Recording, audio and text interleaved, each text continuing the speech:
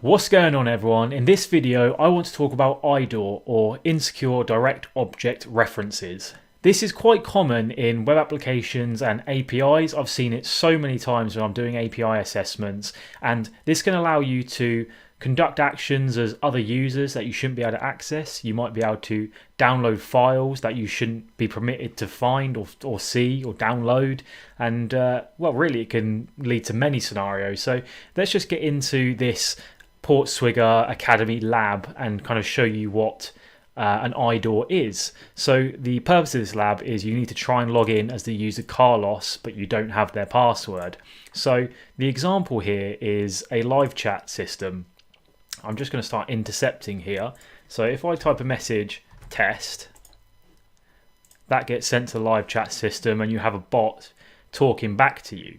So the IDOR here is actually in the transcripts part of this web application. It's the place where the transcripts of the chats are being stored. So if I just intercept that when I click view transcript, and you can see there's a post request to download the transcript, and then the next request is a get request to download transcripts with to.txt. So just send that to repeater. You can see that me saying test, which is the same as this, and then Hal saying this part is here. That's my transcript. And you can see this download transcript has a to.txt here. So IDOR basically means it's a direct reference to something being stored, whether that's user IDs or file download IDs or things like that. In this case, it's a file download ID. So if I change that to a 1, this will download the first ever transcript that was stored in this web application. So I've changed that to 1, and here we are. If we read through this, we can see this line. Okay, so my password is this.